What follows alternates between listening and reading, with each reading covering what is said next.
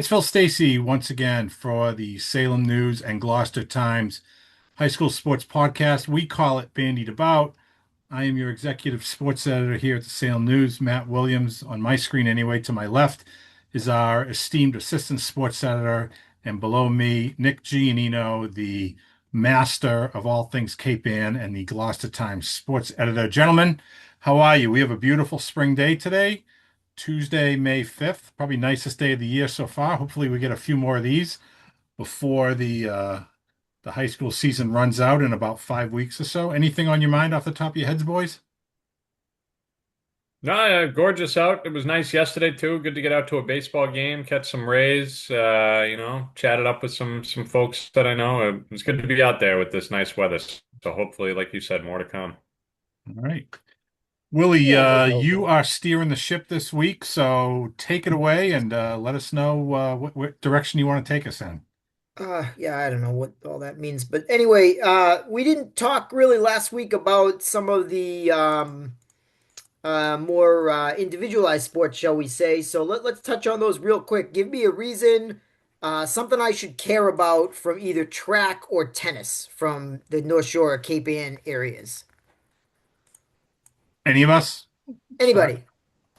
All right. Well, I mean, to me, what jumps out, if we're talking tennis, I'm looking at Division Four girls. You have the Hamilton Wenham defending what, 3 or 4 time defending state champions? It? I know it's at least three. Is it four? I think it's five, to be honest with you, but I'm not 100% sure. Okay, split the middle. We'll call it four. Multi-time state champions. They've lost a pair of matches this year, but they're still number one in the power rankings. What I find extremely interesting is the top four schools in Division Four, the power rankings, are all from the Cape Ann League. You have Manchester Essex, Mhm. Nick, from your neck of the woods, 9-1. You have the Yep. mighty Ipswich Tigers, led by our buddy Guardio Flynn, at number two. Not that Joe Marr at Hamilton Wenham is now buddy, but and then you have the Amesbury Redhawks at number four. And I know they're only 3-3, but I think a lot of that is probably strength of schedule and who they play and opponent rating and whatnot. I mean, Nick, you even have Rockport, which I think is only 2-7, but they're ranked number 11 again because of that strength of schedule that you have. So Yeah. it's just interesting to me that Hamilton Wenham remains number one despite having a couple of losses this season. It's great to see Ipswich up there, obviously Manchester, Rockport, Amesbury, that kind of thing. So that's interesting to me. And they're all beating each other too, right? Manchester, I believe their only loss is to Amesbury, who's number four with three losses there. I know Hamilton Wenham's loss was a Cape Ann League loss, or both of them, if I recall. Ipswich, same thing. So those teams are beating up on each other, and Hamilton Wenham, I know, lost to Linfield, and they lost to Manchester too. there you go. Yeah. So good competition in the Cal, no Yeah, doubt about it. And we'll see how it goes come playoff time. But I imagine some of these teams are going to run into each other at some point in the postseason, which tends to happen, and they want that, right? It's good rivalry, and obviously Manchester and Hamilton played each other in the championship match last year, the state championship. So could be heading that way. We'll see. But yeah, definitely good there. I guess I'll touch a little bit on track. We did have the state relays this past weekend, right? Gloucester with some nice performances in the D4 state relays. They did set three new school records. That was the 110 shuttle hurdles with Seamus Linehan, Jocko McLean, Vinny Manone, and Jefferson DoCarmo. We had the girls 4x100, Madison Goodhue, Grace Castellucci, Tess Taylor, Carla Casera, and the girls 4x200 with Taylor, Sia Donahoe, Carla Casera, and Grace Castellucci. So that was a nice showing for them. I think it was the top eight, right, Willie, that got medals in that in the relays this weekend. I know most of your guys' teams were in Division three, two, or one. But Gloucester was in four and did pretty well for themselves, setting a few school records, a lot of other medals across the board. And the boys had a top 10 place finish out of I think 25 teams. So good stuff for the track team there.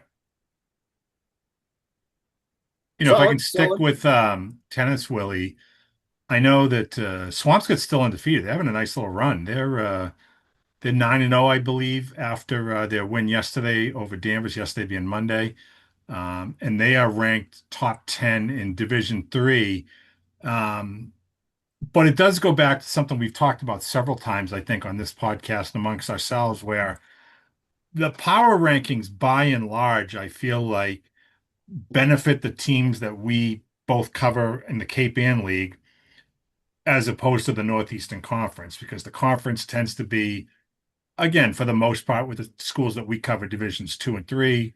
Cape Ann League is a lot of division four from our readership areas, and they just tend to be stronger come tournament time because they're playing higher seeded teams during the season. Where in the conference, sometimes, if you're Beverly and you're playing a Winthrop, let's say, or a Peabody and playing Saugus or whatnot, sometimes it's lower ranking, so it doesn't always help you as much, and that also plays out in tournament time too. So it's nice to see Swampscott with their undefeated record, the girls tennis team anyway, in that top 10 spot for them. That's great for the Big Blue. And I mean, not that they're the only one. I mean, Marblehead boys, I want to say, when I look today, they're number three in Division Two. They're 7-2. They're having a great year, and I think Masco was up there as well, maybe in the fifth spot. So, but by and large, and like I said, we've talked about this several times before. The Cape Ann usually does better under the power ranking system, both when the power rankings come out and in the actual tournament itself, as opposed to the conference teams. Yeah, and shout out to the Gloucester boys tennis as well. They're a top 10 seed in Division 3 right now. Derek Geary's just doing a great job with that program. They're continuing to get better, plugging and playing. A lot of guys that have moved up from JV that are making an immediate impact at the varsity level. I shouldn't say a lot of guys, but a couple guys have cracked into that, top seven lineup. And yeah, they're 8-3, number 8 in Division 3. And cool story out of Gloucester for the tennis programs. They're putting together. They had their first one this past weekend. They're doing 3 clinics, hosting some youth clinics, trying to get more kids involved in the sport of tennis at a younger age, with the diverse community in Gloucester, and obviously the sport costing a little bit more than some other sports with lessons and rackets and all that stuff. They're just trying to make it more easily accessible, trying to get some kids to start at a younger age, and they want more kids to go out for the team come high school, come varsity. But they're heading in the right direction, certainly. Like I said, top 10 seed there for the boys. The girls are over 500. I believe, or right around it. So good things happening for tennis in the city of Gloucester. I should also mention, we said the Hamilton Wenham girls are top ranked. So are the boys. I don't think there are many sports across the whole spectrum of the state where you have two teams in the same discipline, sport, that are both ranked number one, like the Hamilton Wenham boys and girls are. And Hamilton Wenham beat St. John's Prep early this year. I know the Wow. Prep is still, Prep two-time defending Division One state champions. They were undefeated the last 2 years. They do have two losses this year to Lexington, which I believe is still undefeated at 12-0, and to Hamilton Wenham. I mean, I still think the Prep is going to be there at the end in Division One, but huge win for the Generals when they beat St. John's Prep on the grass courts early this year. Not that we know about it. Well, Crickets. Well, we don't, guess we would have pointed that out earlier if it had been reported to us. But that's a different story for a different day. Um, on the track front, someone who does report things to us is Zach Lankow. His Eagles won 6 consecutive outdoor state relay championships. Very cool. I also want to shout out the Masco girls. They have placed second in the state relays. I think it's 3 years in a row. So that's a pretty remarkable accomplishment for them. Moving on to the Well, other Willie, let me stop you sports. there for a second. The name we always see, or we've seen for a few years now, is it Mora or Mara? Mara Suiko? Mara, Mara. Mara, okay. Um, she's put up some like crazy good numbers across, whether it's, in-season meets or state pentathlons or whatnot. I mean, what is it that makes her so good? Oh, she's just a great athlete. I mean, it's track, right? She can jump, she can jump, she can run fast and she can jump high. I mean, it's about as simple as that. Is it She really as simple as that? a lot of great. I mean, people would say it's not simple, right? Yeah, because the thing with the jumping events is there are a lot of mechanics involved where you have to get your steps down, and you do have to be a very disciplined athlete in order to master several of those different disciplines. I know that there are some great athletes that can jump high that have a hard time because their brain gets confused. It's like, oh, on the long jump, I go from this mark, and on the triple jump, I have to go from that mark and then jump two more times. And on the high jump, I have to curve a little bit. And so, it does take a remarkable mental discipline to master all of those different jumps and be able to keep the mechanics in your head Yeah. and do them all separately. So that is certainly something that takes a lot of hard work and dedication. But certainly when it comes to Mara, she was the state indoor pentathlon champion. Will certainly be a threat to win the pentathlon outdoors as well. Obviously, I think there's probably a little bit more competition in the outdoor pentathlon when you think about the athletes that maybe can jump pretty high that are maybe playing basketball, right? But I believe she finished second in the outdoor pentathlon last year as a sophomore, I want to say.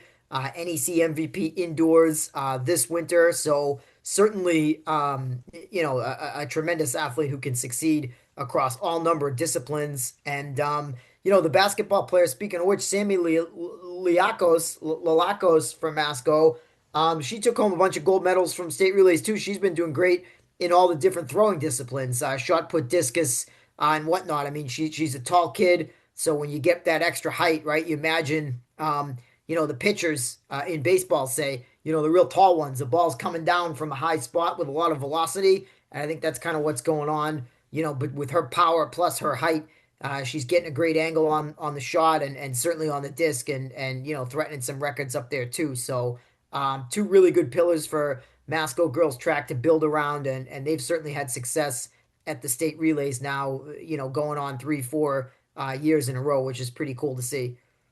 Can I, and I know you're the one that's, kind of leading the podcast today, but can I go back and touch upon something you mentioned earlier? And I this mean, is, anything you want. Please. There's no leaders here. We're all just, none of us have any followers. We're all just guys out taking a walk. well, you're not Forrest Gump with a bunch of people running behind you here? No, not yet. Not that I've been able to check anyway. Okay. Um, you mentioned something that I do get asked about from time to time. I'm sure the two of you do too as well. And maybe this is a good time to just touch upon it quickly here, but how we report scores or why we don't report certain scores. And I just think it's something that we should talk about here on the podcast because people are curious. It's probably more so for us, Nick, than you, where you're dealing with a smaller concentration of schools and teams or whatnot. But I can say, and you guys can chip in from here. I mean, it's as simple as this. Like you're looking at the sports staff of Salem News with Matt and I and the Gloucester Times with Nick. Um, like a lot of jobs or whatnot, you're trying to do more with less, and you factor in deadlines and trying to do all the things we like to do that make our product unique and whatnot. Which have gradually gotten earlier, by the way, the deadlines. I'm Yeah, sure a lot of people aren't aware of that, but I think that some are, but yeah, good point to bring up. Um, so it's not, and I'm obviously much older than you two, but I come from a time when the deadline was long after midnight and we produced much later in the day and you could take calls from whatever. And now, for several years now, basically since the pandemic of 6 years ago, we have relied on our coaches to get us the information, tell us how'd your team do, what was the score, give us some of the highlights or whatnot. So we just are not physically capable. I think, especially in the spring season, where we can all agree it is so concentrated. I mean, the spring season is what, about 8 weeks of regular season games? And to use, say, the winter as an example, it's not like you can say, okay, we know we have boys and girls basketball mostly on Tuesdays and Fridays, or we know we have boys and girls hockey mostly on Wednesdays and Saturdays. In the spring, any sport can be played at any day at any time, and it's all compact. So we have massive amounts of games every day, a ton of stuff that we have to try to turn over, get into the newspaper on our deadline while covering other games, while working on other stories, while trying to compile stats, yada, yada, yada, yada. Bottom line is this, like when I get asked, why wasn't my child's X team in the paper? Why wasn't this reported or whatnot? it's really kind of simple. It's like if the coaches don't reach out to us, we can't get it in the paper. We are not in the position where we can chase down people looking for scores because of the sheer volume that we get each night and just simply the manpower that we have. I mean, that's just the reality when you're dealing with, at least for us in Salem, more than 100 teams in the spring season. I mean, two guys, and if you look at those roundups that are in the paper and online every day, they're pretty massive every single day during the spring season. So I did want to bring that up and compared to what it as an adjacent to what you were saying, Willie, earlier about the I think it was Hamilton on boys tennis. I'd be happy to Hey, you win know. the state title. I don't think we would ever know. I don't care. I'll call out names. Coach doesn't send us stuff. I would have no idea they beat St. John's Prep. I'd love to make a big deal about it. No idea. And you know what? Again, 104 teams. So something like that, if the coach isn't going to tell us, how are we going to know? How are we going to make a big deal about it when there's, I would say out of the 104 teams, probably, I don't know, 80 of them, 90 of them are reliable. Mhm. Those are the ones that are going to get the grease, right? Well, to me, And I always again, thank the people. I try individually every time somebody sends in an email. And again, you're up against it, and there's not always time, but I do try to say, hey, thank you. We appreciate you sending this. And I mean, I've always had a soft spot for coaches of teams that don't win and maybe don't get a lot of coverage or we're not out at that send in those reports because all we're trying to do is promote your programs and oh kids, yeah. through what we do as part of our jobs. Well, win, So, lose, or draw. I mean, I'll give you a perfect Right. example. The Salem High baseball team is 0 and 12. mhm. Okay. And they've got a kid that's hitting like 380 that, gets a couple of hits every game. And the coach sends in a box score, and I look at it and I say, okay, well, here's the final score. So and so had a couple of hits, so and so stole a base. There's always something, very rarely. And some coaches will tell us, geez, we really had a bad day. I don't want to highlight anybody for Yeah, sure. motivational reasons or whatever, and that's fine. But generally speaking, in every game, right, unless it's a real train wreck, somebody did something good that you can highlight, right? And you coaches, you all give your pre-game, post-game speeches. You always have to mix in some positive, even if you're tearing the team a new one, right? So, like, there's always something that we can put in the paper to make some kid feel good, to make some kid's grandmother, wanna cut it out and put it on the fridge. I mean, that's all we're going for here. We're not trying to turn any kids into Bill Buckner.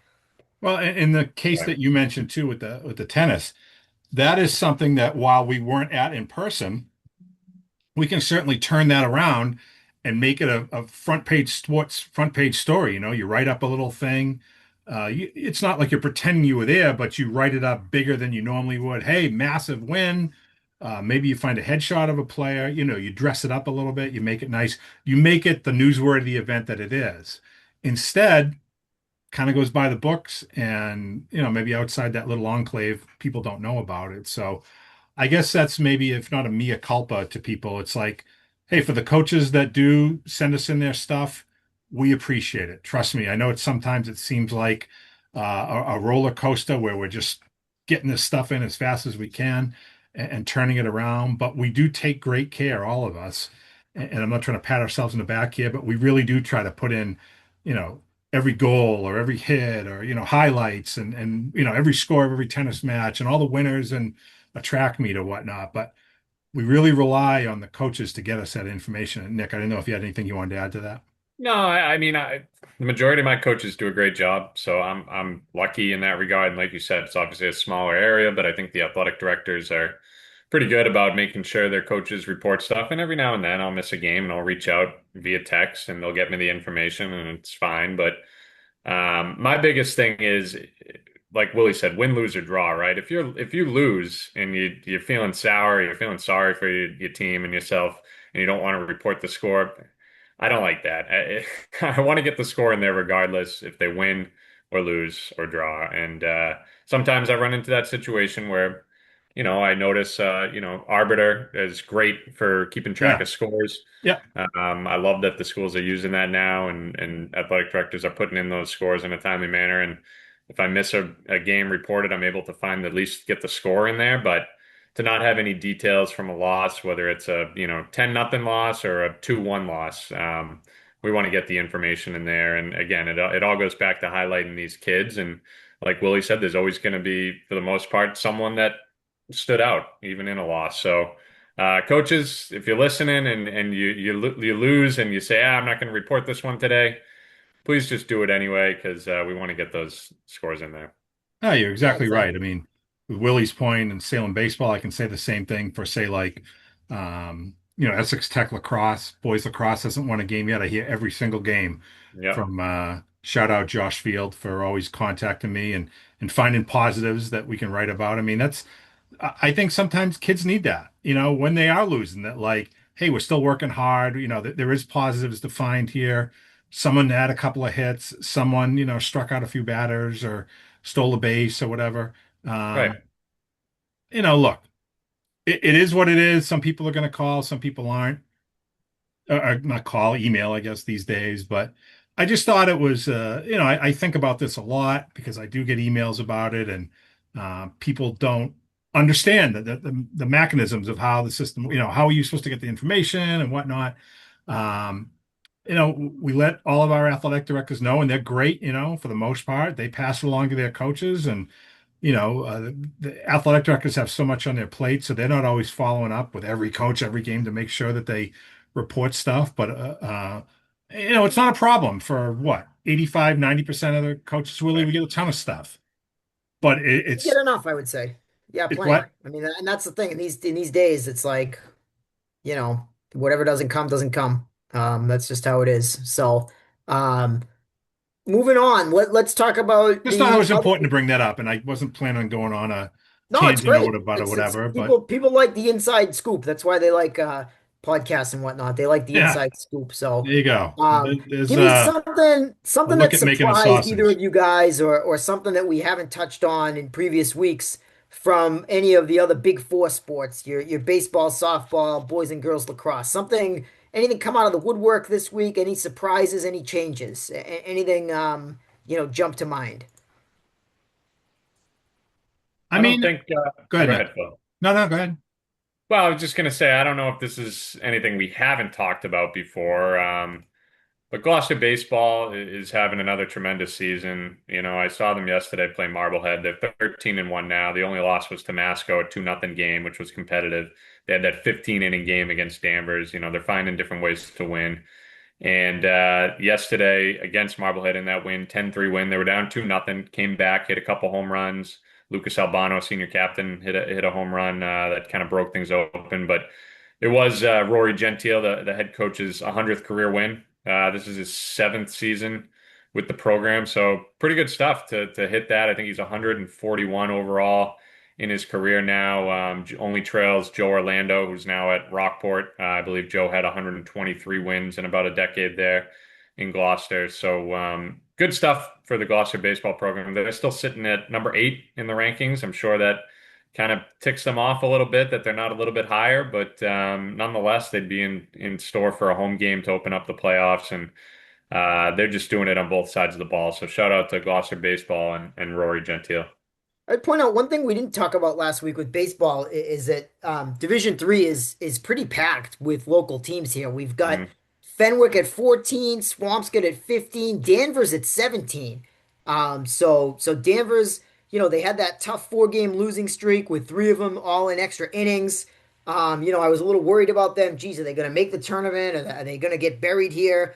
And even at 6-6, they're in the top 20 and fighting for a home game. So Danvers is actually like doing a little bit better job. They've obviously played a tougher schedule than I sort of anticipated first round through. So it's nice to see those four teams sort of all in that band between 8 and 16, 17, trying to fight for home games. It's a good segue. What I was going to mention is Danvers softball. They've been playing great lately. They won 7 of their last 8 games after a 1-3 start. They're 8-4 now. Off the top of my head, I don't remember where they were. I want to say they were mid-pack or fighting on that home game playoff bubble in the So power they're ranking. actually in Division Two now, interestingly, Okay. and they are number 20. Okay. All right. So again, on the precipice of trying to get a first round home game with 2.5, 3 weeks here left in the regular season. This is a team that lost to Beverly 16-1 in early April. They beat them the other day 15-7 on the strength of what did they score? Like 8 runs or 13 runs or something in one inning, or they broke it open late. Um, Beat Swampscott. They scored 21 runs in that game. I think the only loss in their last 8 is to Peabody, which also was playing great under Coach Lamazny. But Mark Valou has his girls playing terrific, and that's with a couple of freshman pitchers. So I'm really impressed with the job that the Danvers softball team has done, Willie. And only because Nick just mentioned milestone, it just occurred to me that, we talk about this team a lot, so I'll keep this short. But John Pinchon, the architect of the St. John's Prep Lacrosse program, won his 150th game at the school um, on Monday when they beat BC High in Dorchester 9-3. Measure of revenge for them. That was their only in-state loss early this season. They lost to BC High at home about 4 weeks ago, so they get some revenge for that. John's record is something crazy. If I can look it up here real quick. So he's in the middle of his ninth season now at St. John's, and his record with the prep is 155 wins and 33 losses in like 8.5 years with 5 state titles. If you include the 10 years he spent in Beverly, he's got 282 wins and 93 losses. So, as our buddy LD would say, pretty good. Right on. Solid. Yeah, I mean, I would say, on the lacrosse front, Phil, tell me a little bit about the conference because I was reading some of the stuff. I mean, I know Marblehead's kind of starting to run away with it. Beverly's Yeah. what, 5-5, which I kind of thought they were, I feel like they've been playing well. I expected their record to be like maybe a little bit better. I mean, are they in pretty good playoff spot even at 5-5, or are they sort of like going to be fighting, needing to get to that 9-10 win plateau? I mean, Beverly's lost twice to Marblehead. They lost to Winthrop, which only has the one loss. Oh wow. Uh, yeah, well, I mean, Winthrop, you don't think of Winthrop in lacrosse Exactly. Yeah, number necessarily. 4 in Division 4. Wow. Winthrop. Imagine if Winthrop played Ipswich. Well, There's got to be something special going on in Viking Town. That's like shocking. well, you know what it is. I mean, they get the Sacco kid who's the captain, who's a 100-point guy, and he's a great player. But they also there are a number of brothers in Winthrop. I think it's like 6 or 7 Daigneault brothers. We've Wow. all been athletes there. And Ace Daigneault, who is already committed to UMass Lax. UMass is not,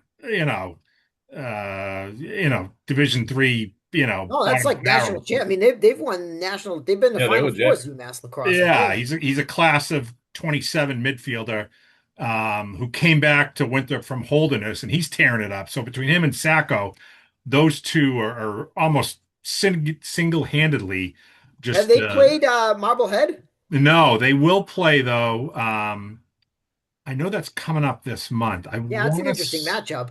I Oh, feel very bad. much so. Now, is the conference I are want to they say they play splitting? in Winthrop on the 20th. Do they have enough teams to split in two? They do, yeah. Oh So, God. So I mean with this team like that, it's ridiculous. Winthrop has to play all those Lynch teams twice. My goodness, that must be a keep the bus warm type of games. Yeah. at times, yeah. I think Who would have Marblehead known? Winthrop will Who be a I good bet if they game. had known that they would have had this kid coming back and had this great guns team, they would have, changed this, gone up to the dun for one season. I wish there was just to take an aside similar to Phil's, like I wish there was more flexibility, right? Like if you knew you had a team like this, you could kind of move up or down, Yeah. for just one season, just for power ranking purposes and things of that nature. But certainly that's interesting. Well, On the girls. let me tell you a little something about Marblehead, and I'll make this quick, obviously, but I think this could have very easily been a transition season for them. They lost a ton of firepower with either guys graduating or kids going off to prep school or, whatever, changing schools. But they got a great senior base with guys like captains like Grady Becker, Owen Dulac, Johnny Schleifer on D, Colin Miniacci in goal, certainly. But 6 of their top 7 scorers so far this year are all underclassmen. And by underclassmen, I'm not even talking juniors. I'm talking freshmen and sophomores. You're looking at Landon Dodge, Tyler Forbes, Reed Weiser, Will Kinahan, Bailey Finkel, Kyle Thibodeau, all these young guys with 20 or more points. I think Forbes has like 38 points. It's a balanced attack that's getting it done for Marblehead. They're getting that senior leadership, especially in the defensive end. They're just playing very, very well. They've won 7 in a row now. They're 8-2. And as you mentioned at the top of it, they are starting to run away with this a little bit. Um, it's just Marblehead's been good now for what, 6, 7, 8 years where they've been at the top of the league. And, maybe it's one of those things like these guys come in, they know what's expected of them and they kind of keep it going. Maybe it's just they have the feeder system in place and the athletes who can get it done. But Marblehead continues to play well. Now, of course, they want to take that success and translate that into postseason success. They had that great run a few years ago when Connor Cronin was there and put up 130 points or whatever, and they reached the state semifinals. They haven't done that since. So they would like to try to obviously replicate that if they could, but still very much in season with a young team getting better and learning all the time. Good, good, good. So, Nick, anything else on the baseball, softball, boys lacrosse, girls lacrosse front? Um, well, Gloucester boys lacrosse is hanging right around 5-5. They got a big one today against Swampscott. Yeah, it's a You got big over game that for, I five. mean, Swampscott's been up and down, right? I mean, they kind of have had some injuries and maybe haven't been, I feel like they had a great start and maybe got into a little bit of lull lately. So this could be one for them to like get back on track. Yeah, I think it's a big game for both teams today, right? Gloucester and Swampscott. Swampscott's a couple of games under 500, and Gloucester's right at 500. They're both. Well, I know the Gloucester boys are outside the top 32 looking in Division Three, so they really need to get to that 10-win mark. And then Manchester Essex, both their boys and girls across teams going great guns. Phil's going to catch the girls game against Beverly today, but the Yeah, boys one are loss, also Beverly. Real good team. yeah, yeah. So that'll be a great game. Boys are also, coming off a appearance in the Final Four last year for the first time in program history. They're still doing great under West Chittick. I think they just have the two losses, 2 losses, yeah. and they are number 2 in Division Four. So yeah, Manchester Essex keeping it going on the lacrosse scene for sure. Jack McCavanagh, man, he just hit 50 points the other day. He's one of the top assist guys in the region too, 28 assists. He's really playing well. Yeah, he's great. He's great, and he's not the biggest guy. He gave good minutes for the basketball team this past year too. Just a good athlete, high IQ guy, and he's piling up the goals and assists. But they got good balance too. Manchester does. I know we've talked about it before, but they got some other guys. Charlie Thurlow, Bowden Caravellano's really stepping up as a freshman. They got some good pieces. Just on the girls' front, I would say, Ipswich, not pretty, but always finds a way to get it done. They handed Hamilton Wenham their only loss. Both Yep. teams seated in the top three in Division Four, and then that jockeying for the second position in the NEC, I think, is very interesting. Obviously, I think Beverly's running away with it a little bit, but Masco, Peabody, and Marblehead have all kind of beaten each other in different matchups. So who sort of emerges in that number two spot? I think is going to be pretty interesting. I'm not sure anybody's going to catch the Panthers, but the jockeying for number two and better power rankings is going to be interesting. So we are a little bit over on time, but that's okay. That gives us actually extra time to work with. So I will give you a quick blind rankings, all right? And it's going to be based on this fact. I want to shout out that we have this is a big weekend in college sports on the local scene. All right. We've Yeah. got the Salem State softball team, number 3 seed in the MASCAC playoffs. We got Salem State baseball, number 2 seed in the MASCAC. Endicott baseball, top seed, nationally ranked. Endicott softball, also number 1 seed in the Conference of New England. So we'll see if any of them can get to the NCAA playoffs. Good And the chance Endicott women's lacrosse Endicott women's lacrosse is already in. Yes, already in the that's already NCAAs. over Yeah. with. So this is going to be blind rankings, top 5 favorite college teams that you've covered. Now, Nick may not have covered all of these, but so top 5 sort of college teams in the area in history, not necessarily the best, right? But your favorites to have been around. So Okay. you can imagine most of these are going to be from Endicott and Salem State. So I will lead off with the Endicott men's basketball that was recently a few years ago went to the Sweet 16, I think it was, and I know this year they made it. How far, Nick? Second round. Second round this year. So and Endicott men's basketball in the recent era. Go ahead, Nick. Number 1 for me. I like you said, I think you guys have probably done more of the college stuff over the years. But they're a great program to cover. Fun basketball. They play a great brand of basketball. I enjoy watching them. Kevin Betancourt does a great job with that team. And I've had, I'm thinking back to what was that Sweet 16? Was that Kamal Walker and that Yeah, group, Max Matroni, those Daquan guys? Sampson. Yeah, yeah. So that was a fun team. And then this year was great as well, especially with the kid from Gloucester, doing everything for him, Marcus Montanino. So, yeah, they're a fun team to watch for sure.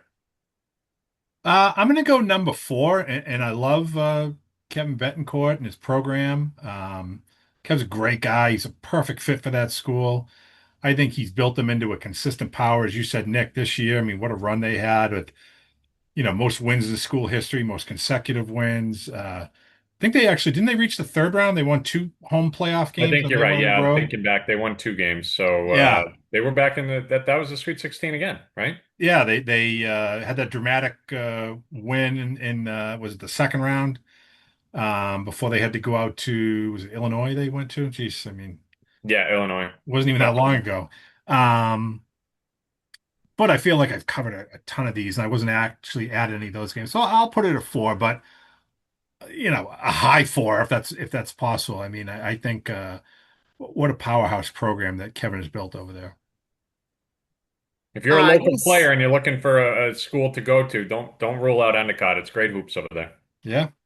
Well, people have no idea how good Division three stuff is in Oh, general. it's Um, incredible. I always say the most talented player in Division three uh, is probably on par, if not better, than a end of the bench guy in Division one. That's just how no it is. question, no Yeah, question. it's usually a couple of inches and a few pounds that Yep. makes that It's the difference. size. That's what it is. Yeah. Yeah, Most of the D3 schools don't have like, 6'10" guys in the post. right. Give me Salem State men's hockey under Billy O'Neill. That'd probably be one for me, Willie, because I did see a lot of those games as a younger reporter, and they went to back Final Fours in the early to mid 90s. I want to say 93, 94. Some tremendous, tremendous players based just on what you were saying there. I mean, they would get guys. Oh God, who's the kid from Swampscott who was at Merrimack, and he was just, he was probably like fourth, fifth liner at Merrimack, couldn't quite get into the lineup there. Comes down to Salem State, tears it up. Um, you have just the Seabury brothers there, all kinds of terrific players at Salem State, and they had some really fun runs, and that's when they would really bang out the Rocket Arena for those playoff games. So yeah, that'd be number one for me. Yeah, I mean, I don't know anything about them. I was not yet in preschool during that era, so I'm gonna put them at five just based on the fact that I don't know anything about that Salem State hockey team. Sounds great though. All right. Give me next Salem State women's basketball under Tim Shea. Okay. I remember it. I wasn't working then. Was I grade school then or had I hit middle Well, school? not No, just no, no. the I was in high national school. I title, was in but high you were school. working, he retired in like 2010, right? So, Yeah, yeah. Well, I mean, when you say Salem State women's basketball in a situation like this, I immediately go to 86. yeah, And yeah, I yeah. was in high But they school. but they went to many Final Fours in the Yep. 90s, right? I mean, they must have been a couple of Final Fours, at the Well, time when, and I think the fact that now, basically, since Tim has not been there, I mean, the program has had difficulty living up to the greatness they had. I mean, I think people forget just how great they were. Yes, they have a national title, undefeated season, won the championship on their home court. The only college in this area, and there are only three, but to win a national championship. Um, but it was year after year after year after year of dominance. Tim not only got great players from around this area whose games elevated at the college level, but also other players from around Massachusetts and surrounding areas that bought into his system, played hard, played well, played fundamentally strong, wore down teams with their depth. I had a blast watching Timmy's teams when I started in the business and then, going through it. So a strong number two with a bullet for me. I'll put them right in the middle, number three. I know some stuff about them just from doing, historical pieces over the years or whatnot. But again, that was before my time. Even the later era of the Shea era, I was still in high school, so don't have too much to say on that part. But number three. Endicott baseball in the College World Series era. Okay, what do I have? Three and five left. Yeah. So almost certainly Endicott hockey will be next. Um, I mean, either one of these could be three, so I'll say baseball three.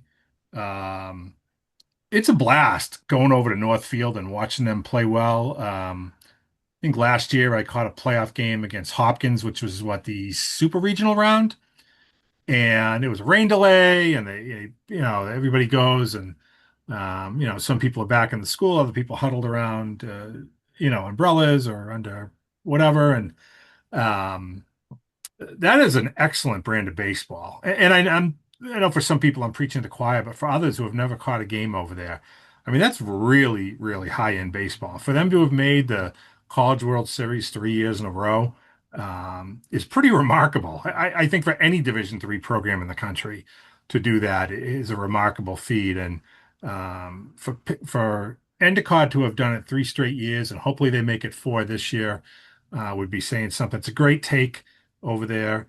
Um, they have all kinds of high-end skill. They can hit, they can field, they got plenty of pitching. So yeah, give me Gulls baseball at three. Yeah, I got two and four left. I'll go two. I have been able to catch some of their games over the past few years, and like Phil said, great take. I love the ballpark over there. Never really feels like they're out of a game. They got some great bats up and down the lineup, and they play well on that turf. Great team, fun to watch. Number two. Certainly swing it very well. And yeah, we'll end up with Bork Arena, Endicott, men or women. We can go either or. I don't want to like choose sides there, but just Endicott, any national hockey game at Bork Arena. Yeah, so I mean it's five by virtue of that's all I have left, but enjoyed my time watching those games as well, including a couple months ago, great overtime game that they lost in the Endicott men lost in the round of eight. I mean, RJ Tolan is a gift to hockey in this area. Um, Outstanding coach. He gets great recruits to come into Endicott. He makes his players work and earn their spots. There are no givens. I think like the baseball team, there's an intentionally big roster, so guys are constantly fighting to get into that weekend lineup and whatnot. Willie, you and I were over there a few years ago when they were hosting the NCAA Frozen Four. That was a blast. Um, I mean, yeah, it's five because that's the only choice I have left, but they are a lot of fun to cover. And when that place is banged out, I mean, it's not a big rank over at Bork, so when it's banged out and the students are wild and crazy and whatnot, that's a great place to be. I got number four left for me. Yeah, been fun following them as well. Haven't got over to as many games as Phil probably has, but hockey's grown on me in the past few years since I really had to come over to Gloucester and start covering their hockey games. As most of you guys know, I did primarily basketball during my Salem News days, so hockey's grown on me. I like the atmosphere. They got a great program, like you said. I've dealt with RJ before. Great guy, great coach. They got awesome balance over there, unselfish brand of hockey. So yeah, they're fun too, but they're at four based on my list. You All right, probably so learned the Nick, most, Nick, in Gloucester about hockey and seine boats, right? Yeah, exactly. there you go. All right, so Nick, Endicott basketball under Kevin Betancourt, number one. Number two, Endicott baseball. Number three, Salem State women's basketball. Number four, hockey at Bork Arena. Number five, Salem State hockey. Phil, number one, Salem State hockey. Number two, Salem State women's basketball. Number three, Gulls baseball. Number four, the men of Betancourt. And number five, the Bork Arena. That is the peril of the blind rankings. That is how we roll. Good luck to the Gulls and the Vikings in all their respective tournaments, CNE, MASCAC, and Division III national playoffs this weekend. And for the boys, I am Willie. We will talk to you next week.